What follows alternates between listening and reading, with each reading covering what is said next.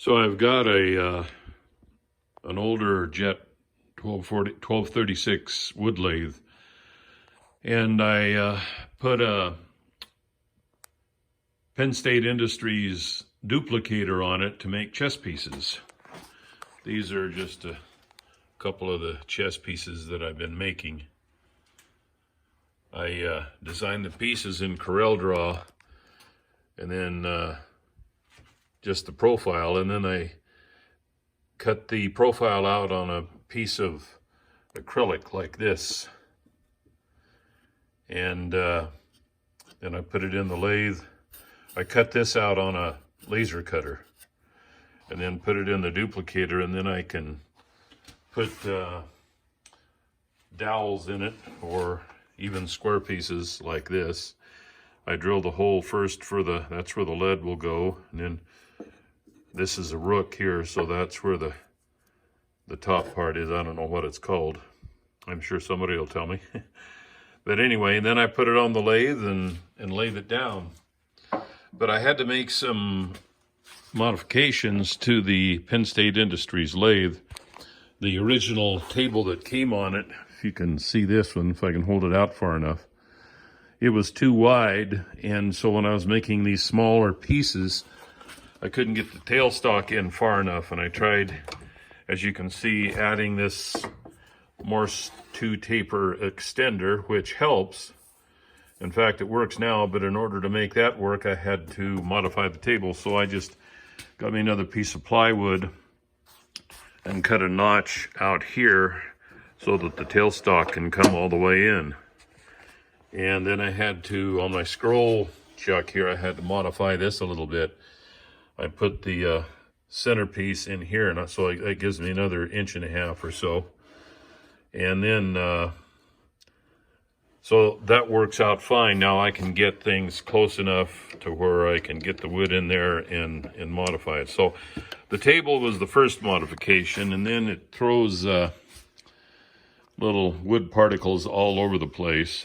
So I kind of built a little cage here. I put a hole down in the bottom, and I built a little box on the bottom here. I don't know if you can see that little box there. And that captures the sawdust. And then on the back side here, I had an attachment for the vacuum that I wasn't using, this one right here, so I just screwed that right to the back with a hole in it, and then I can put my shop vac receptacle right into it, and it actually works pretty good. It gets rid of about 70%. I still got some sawdust that goes out flying about, but you know, you can't get it all, can you? So that was the modification there. And then I got tired of, on the tool here, every time you want to move it, you have to loosen the wing nut, give it a quarter or a half a turn or something like that, and then tighten the wing nut back to hold it. Holy cow, that got old really quick.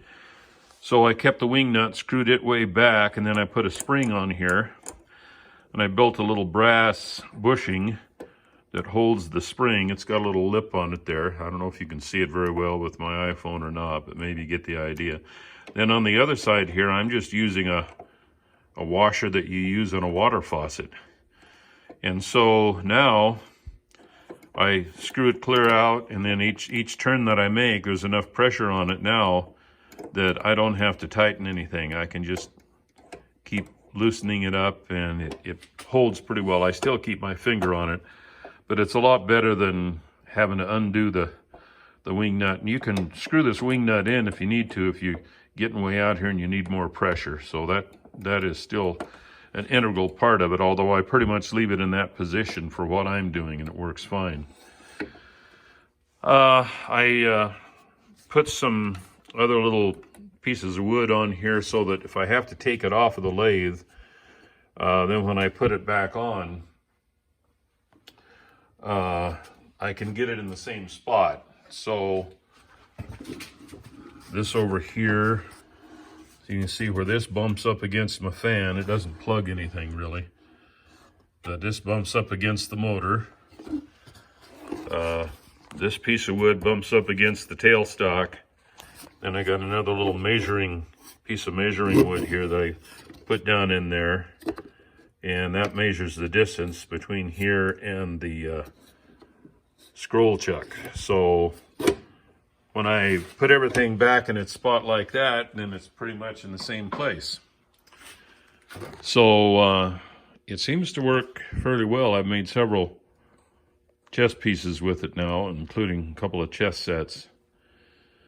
So it's a nice little duplicator, but for my needs, I just needed a few modifications. I put this little wall here to keep the sawdust from coming out here as much as possible. And and then one more here, I cut a piece of wood so that if I want to use a regular lathe tool, I can put this in there like that, and it gets me, with that lathe tool, it gets me closer to my work, and then it saves my other tool rest here. So I can clamp that if I want, but normally I just put it in there, and it's usually just to cut something off or make some little adjustment or something that I couldn't do with the regular tool. So anyway, those are my modifications for the Penn State Industries Universal Lathe Duplicator. It's a nice little duplicator. It does just exactly what I want it to do with those modifications. So there you go. Leave a comment if you like. Thanks.